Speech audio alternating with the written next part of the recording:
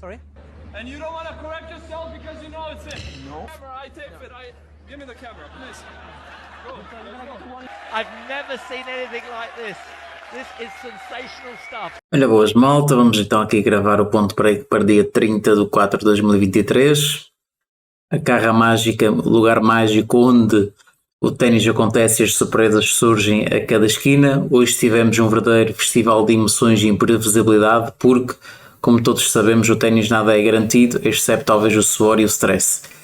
Neste palco encantado vimos underdogs brilhar mais do que uma ave natal em dezembro, Kashin e Shevchenko, esses heróis improváveis a desbancar Cerundolo e Leka. No quadro feminino, a Samsonova mostrou que a velocidade, tal como a ironia, é a sua maior arma, deixando a pobre Ostapenko tão desconfortável quanto alguém a tentar dormir num colchão de pregos. Badosa em alta e Garcia que tropeçou no que parecia ser um jogo fácil contra a Xerife. Quem nunca provam que no ténis, tal como na vida, nem tudo é o que parece. Mas, meus amigos, o verdadeiro banquete do dia foi o confronto entre Dominic Thiem e Stefano Tsitsipas, um embate que nos deixou a todos à beira do colapso nervoso ou a roer as unhas até não sobrar mais nada. No final foi o grego que saiu vitorioso, mas só depois de um tie-break dramático no último set. Quem diria que o Tsitsipas tem um coração tão grande quanto o seu talento ao elogiar a Thiem e desejar um rápido regresso à sua melhor forma. Preparem-se porque hoje temos mais jogos repletos de surpresas e quem sabe um outro falso favorito a tentar iludir o público desprevenido. Vamos a isso e que a sorte esteja do nosso lado caso seja necessária. Mas antes disso vamos falar de algo importante que aconteceu hoje e deixou algumas apostas por terra ou tornar os jogos mais difíceis de ler. As diferenças entre o recinto coberto e a terra batida ao ar livre podem ter um impacto significativo no desempenho dos jogadores e consequentemente nas apostas esportivas, principalmente em jogos equilibrados onde as margens são mais estreitas, as condições de jogo podem influenciar o resultado final. Analisaremos de seguida alguns dos fatores-chave que diferenciam as duas condições e o impacto nas apostas esportivas. As condições atmosféricas em recintos cobertos. As condições atmosféricas são controladas, tornando o ambiente mais estável e previsível. Em contrapartida, ao ar livre, os jogadores enfrentam fatores como vento, chuva e variações de temperatura, o que pode afetar a dinâmica do jogo. Assim, jogadores com maior capacidade de adaptação a condições adversas podem levar vantagem em partidas ao ar livre, enquanto outros podem ter um desempenho superior em recintos cobertos. A velocidade e trajetória da bola, a ausência de vento em recintos cobertos permite uma trajetória de bola mais precisa e previsível. No entanto, ao ar livre, a velocidade e a trajetória da bola podem ser afetadas pelas condições atmosféricas, tornando o jogo mais imprevisível e exigindo maior habilidade e capacidade de adaptação dos jogadores. A iluminação também é um aspecto importante. A iluminação artificial em recintos cobertos é uniforme e constante, enquanto a luz natural em partidas ao ar livre pode variar ao longo do jogo, podendo afetar a visibilidade dos jogadores e a sua capacidade de julgar a trajetória da bola corretamente. O nível de umidade do ar pode afetar a velocidade da bola e o kick no campo, no corte, o que pode favorecer diferentes estilos de jogo. Em condições de maior umidade, a bola torna-se mais pesada e o kick no corte pode ser mais lento, favorecendo jogadores com um estilo de jogo mais paciente e consistente. Considerando os fatores acima mencionados, as apostas esportivas em jogos de ténis em terra batida podem ser influenciadas pelas condições em que a partida é disputada. É fundamental analisar o histórico de desempenho dos jogadores em ambientes cobertos e ao ar livre, bem como a capacidade de adaptação às condições de jogo. Além disso, em partidas equilibradas é importante levar em consideração o estilo de jogo de cada atleta e como este se adapta às condições específicas, pois isso pode ser um fator determinante no resultado da partida e, consequentemente, no sucesso das apostas esportivas. É difícil apontar especificamente quais são os jogadores que podem beneficiar mais com as condições de recinto coberto em terra batida, uma vez que o desempenho dos atletas pode variar de acordo com o momento de forma, o estilo de jogo e a capacidade de adaptação às condições. No entanto, há algumas características que podem favorecer determinados jogadores em ambientes cobertos. Jogadores com serviço potente Em condições de recinto coberto, a ausência do vento permite que os jogadores com serviço potente e preciso consigam tirar maior proveito desta arma. Jogadores com estilo de jogo mais agressivo, atletas que optam por estilo de jogo mais ofensivo, procuram terminar os pontos rapidamente, podem beneficiar das condições de jogo em recinto coberto, já que a trajetória é mais previsível da bola e a ausência de vento facilita a execução de golpes mais potentes e precisos. Jogadores com bom desempenho em condições controladas, alguns jogadores têm histórico de sucesso em condições indoor e podem sentir-se mais confortáveis nessas condições em recinto coberto. Apesar destas características, é importante ressaltar que cada jogador é único e que a adaptação às condições específicas de um recinto coberto em terra batida pode variar. Para analisar quais jogadores podem beneficiar de tais condições, é necessário considerar o histórico e desempenho de cada atleta em condições semelhantes, bem como a sua capacidade de adaptação às circunstâncias do jogo.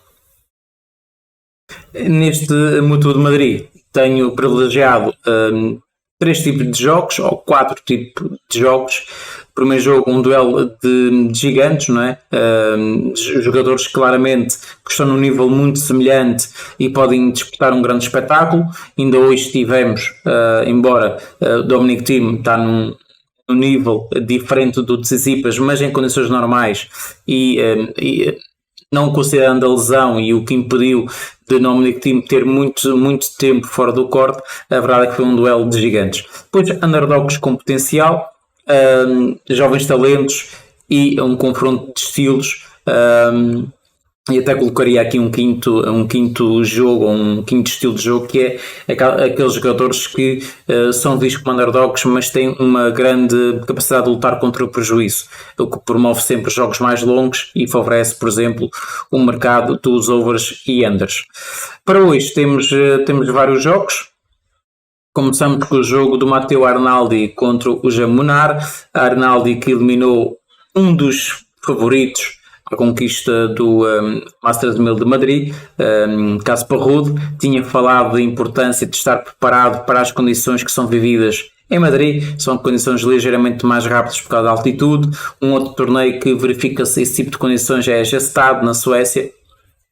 Mas a Arnaldi jogou muito bem, principalmente no primeiro e no segundo set. É verdade que teve a subir para 4-1, mas não conseguiu reafirmar-se, não conseguiu fechar o seu jogo de serviço, devolveu o break. Depois, na segunda oportunidade que teve de dar break e confirmar, não hesitou e aprendeu claramente com a experiência anterior. No segundo set, o Arnaldi claramente melhor em todos os momentos do jogo, e principalmente a velocidade de bola, o peso que estava a colocar na bola. O Casper Ruud é um jogador que é visto como um jogador defensivo, um jogador paciente, um jogador que não tem uma grande pancada, mas não é excelente, não é um jogador excelente em nada, mas é bom em muita coisa, e a verdade é que dificultou muito a vida e vimos claramente um Casper Ruud desconfortável em praticamente quase todo o jogo.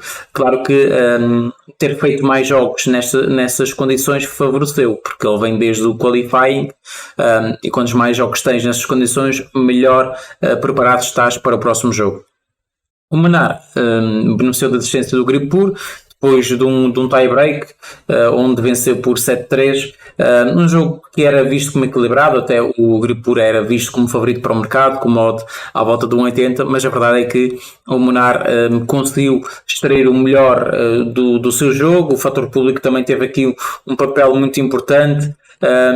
É verdade que o Munar no seu jogo de serviço enfrentou algumas situações de break, teve 2 breaks a subir para 3-2, o Gripur também teve um break a subir para 4-4 e foram as únicas oportunidades que houve para dar break no primeiro set, só que a estratégia do Munar foi mais eficiente. Em termos de confronto direto, um jogo para cada um. O Munar venceu em 2002 em Perugia e o Arnaldi venceu já este ano, na semana passada, no dia 18 de 4 de 2023, em Barcelona, o Juan Munar por 6-3 e 6-4, um jogo que são condições ligeiramente diferentes. Aqui as condições são ligeiramente mais rápidas. No entanto, estou convencido que vai ser um jogo difícil, tanto para o Munar como para o Arnaldi. Acho que sinceramente é um jogo equilibrado. O mercado precificou, na minha opinião, bem. Eu acho que o fator casa pode ter aqui um papel importante naquilo que poderá ser o jogo e provavelmente poderá determinar a vitória do jogador espanhol, mas esse Arnaldo está a jogar muito bem. Acho que podemos ter aqui um jogo relativamente longo e aqui a minha sugestão será o over 22,5, 83, a pensar que cada jogador leva um set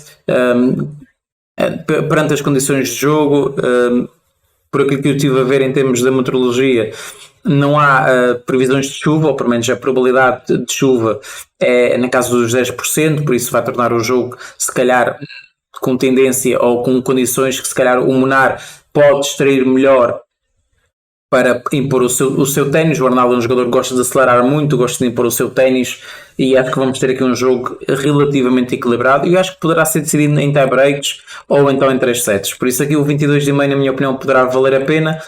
No entanto, desconfio muito deste Arnaldo e se ele fizer um jogo tão bem conseguido como fez com o Casper Ruud e estiver num dia bom no capítulo do serviço, pode colocar muitas dificuldades ao Munar. No entanto, esse mercado, um x2, nesse mercado do vencedor, vou deixar apenas para o ao vivo. Depois passamos para o jogo do Khachanov contra o Roberto Batista Agut.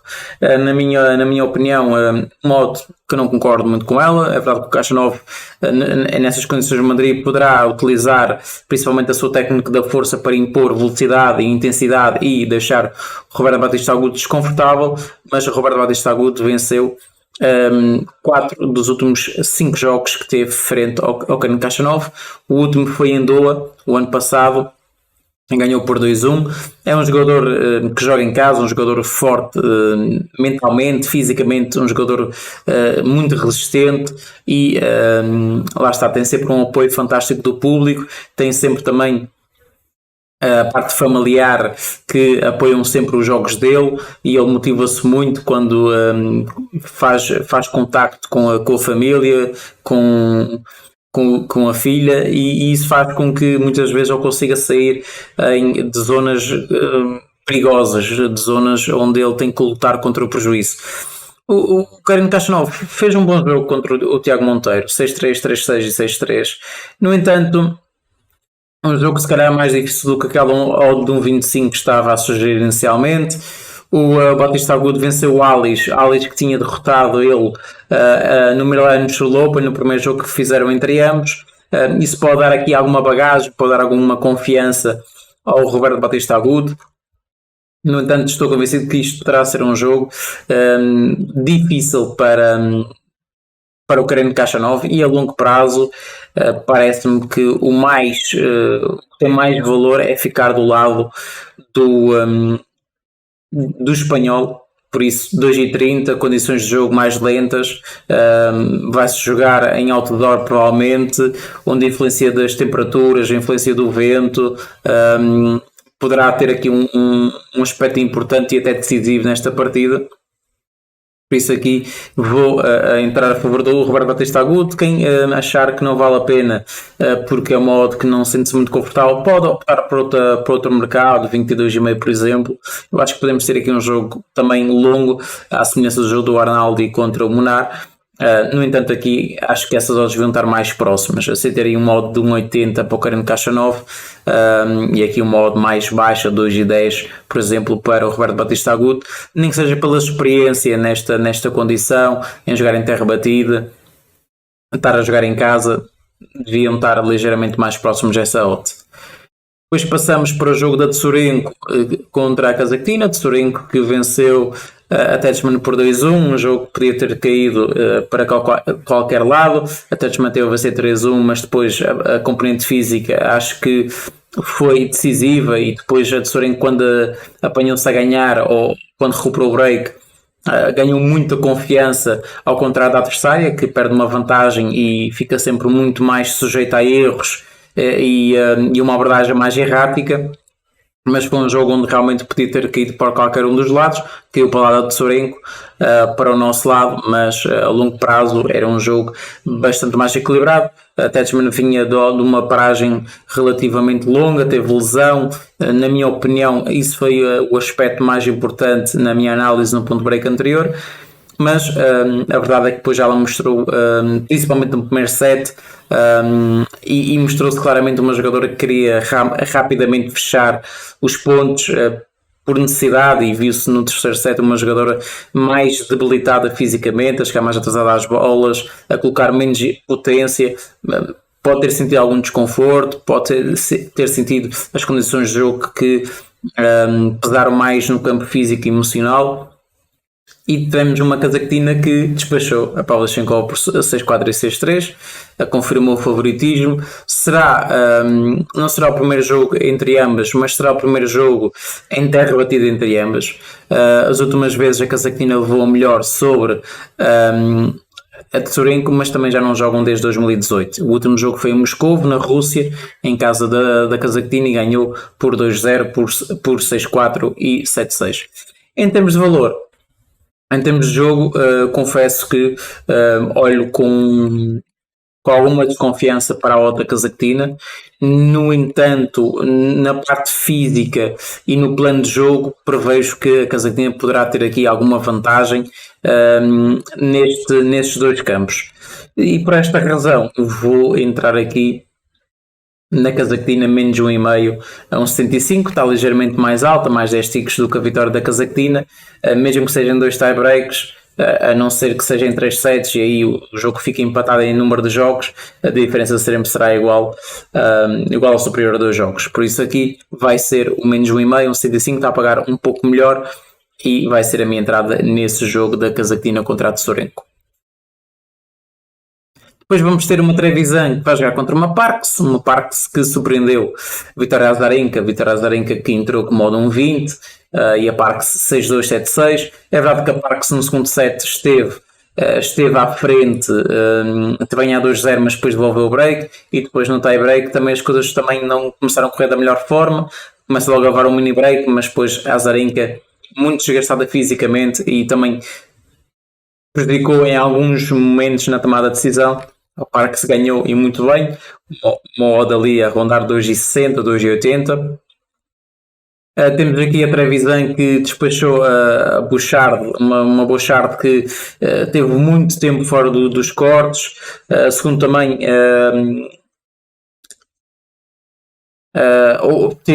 teve que lidar com situações de bullying, de tweets que podem ter deixado ela fragilizada emocionalmente, mais desconcentrada. No entanto, também já vi o contrário, já vi muito jogador ou jogadoras alimentarem-se dessas situações para provar em campo que isso não era verdade, que isso não definia o caráter e a personalidade da jogadora. A verdade é que a Bouchard é uma jogadora que tem aqui quase o ténis como um hobby, não é? Porque a carreira dela está mais em termos de modelo, em termos fora dos cortes do que dentro dos cortes, e isso depois quando ela regressa a parte da competitividade faz diferença.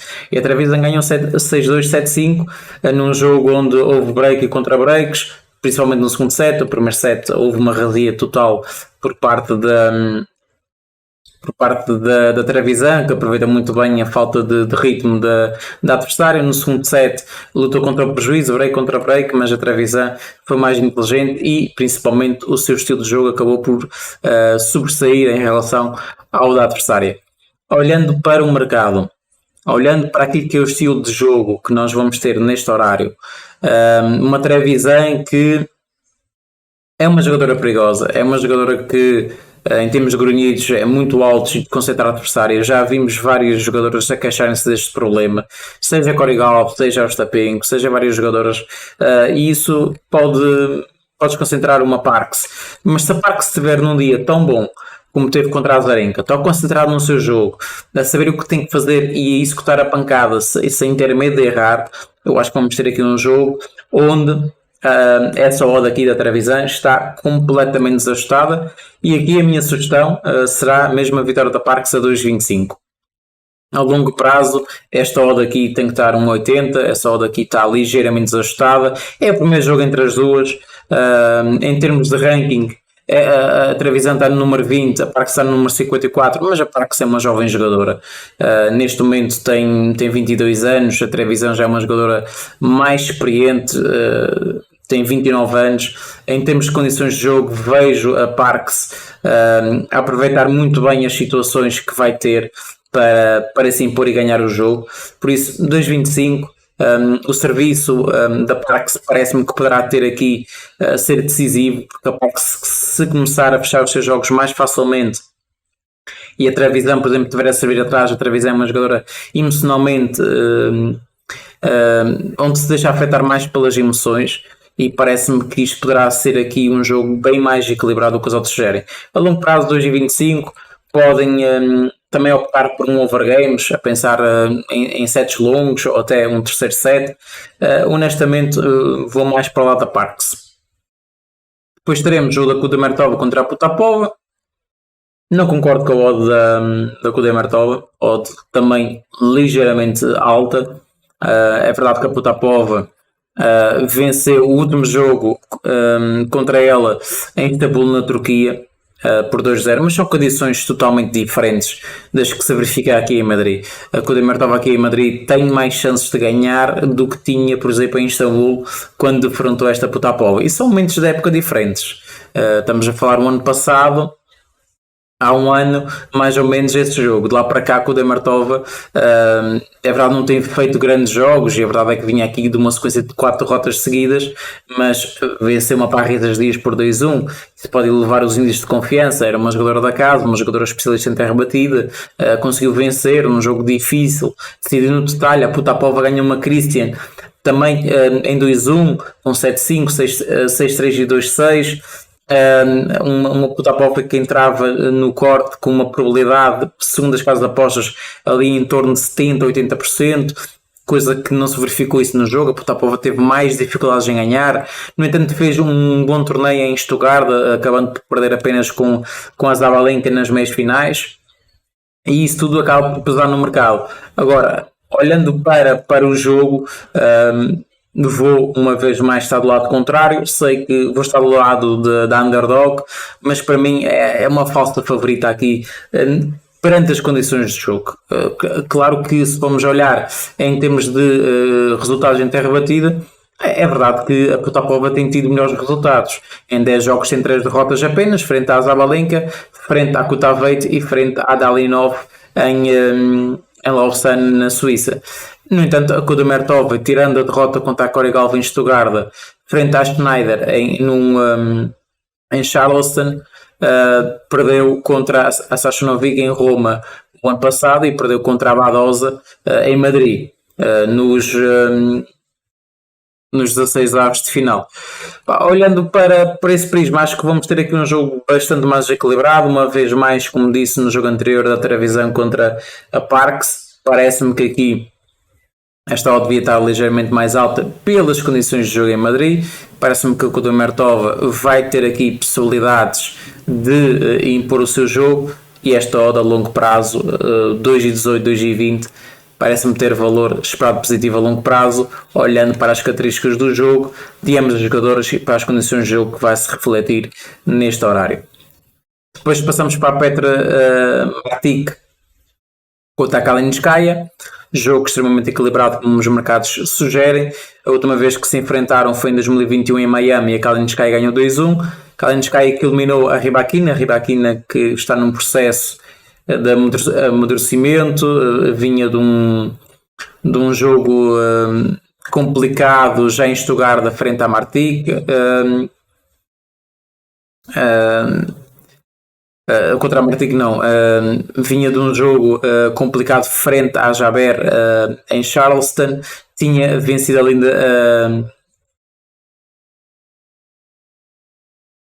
a Brenda Fruvirtova, mas um jogo complicado. A Brenda Fruvirtova é a irmã da Linda Fruvirtova, mas é mais nova e é uma jogadora mais promissora e que tem mais potencial, e foi um jogo complicado para a Kalinskaya. Por isso, parece-me aqui um jogo onde o mercado precificou bem. Acho que vai ser um jogo mais complicado do que o sugere.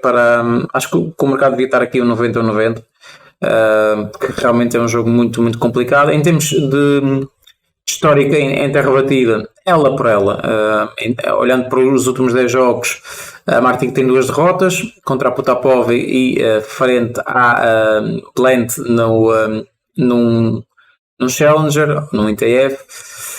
Já a Kalinskaya tem uma derrota frente à Jaber, tem uma derrota frente à French, a Danovic e frente à Medicine Keys no French Open do ano passado, Roland Garros do ano passado.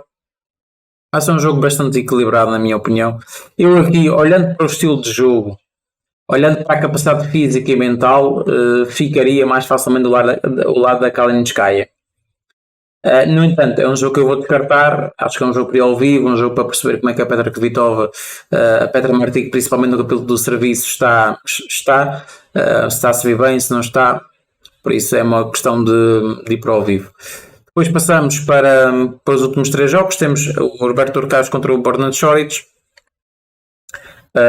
Olhando para as condições de jogo, Borna Choric a 2,65 e também eu vou entrar aqui com meia unidade no Borna Choric a 2,65 e vou entrar com uma unidade no over 22,5 1,70. Porque acho que vai ser um jogo longo. Acho que o Borna Choric poderá aproveitar melhor as condições de jogo do que o Roberto Urcas. O Roberto Urcas teve um jogo extremamente difícil frente ao Gasquet.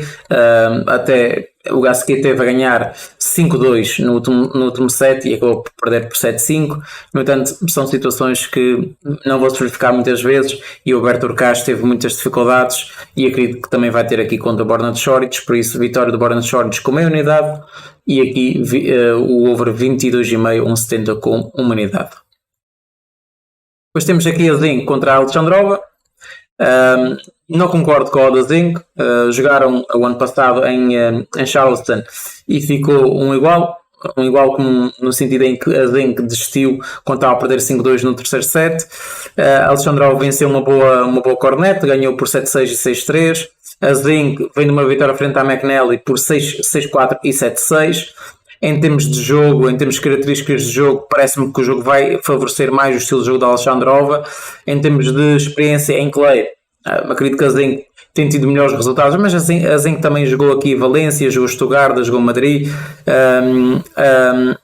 Alexandrov tem feito também bons torneios, perdeu contra a Vekic em Stuttgart, perdeu contra a Bencic em Charleston, mas venceu a Cornet. No Roland Garros do ano passado venceu a Minen, venceu uma Stephens em Roma, perdeu contra uma Jaber em Madrid, que a Jaber era campeã deste torneio, venceu o ano passado. Acho que vamos ter aqui um jogo bastante renhido, bastante equilibrado e por isso, olhando para as odds, ficarei do lado da Alexandrova a 2,20. Por último, a David Fokina Rune.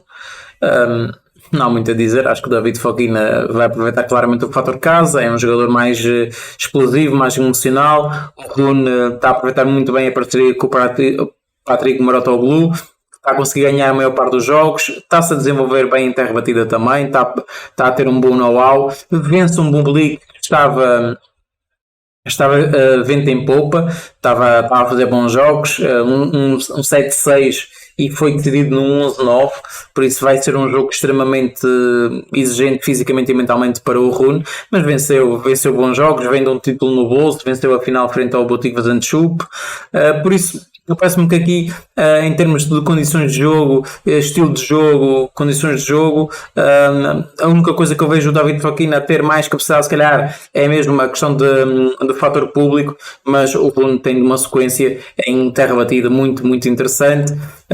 Nos últimos 10 jogos em terra batida só tem uma derrota frente ao Rublev em Monte Carlo. Que, como vocês devem ter percebido, foi uma final. Por isso, temos aqui a final em Munique, temos a final em Monte Carlo, uma final vencida, outra final perdida, mas tentar jogar um bom ténis e parece-me que aqui acabará por ganhar. Qual é a sugestão da aposta? Será menos 2,5 do Rune a 1,70, parece-me que ele acabará por ganhar sem necessidade de ir a tie-break, ou 2 tie-breaks nesse caso, e um jogo a ser resolvido em 2 sets. Uma outra sugestão de aposta para aqueles que gostam de se aventurar seria o 2-0 para o Rune, 2,18. Eu aqui vou focar-me no menos 2,5 do Rune, que neste momento está a pagar 1,70. Pessoal, este foi o Ponto Break. Não se esqueçam de deixar o like, subscrever o canal e ativar as notificações e vemos numa próxima oportunidade aqui em Madrid.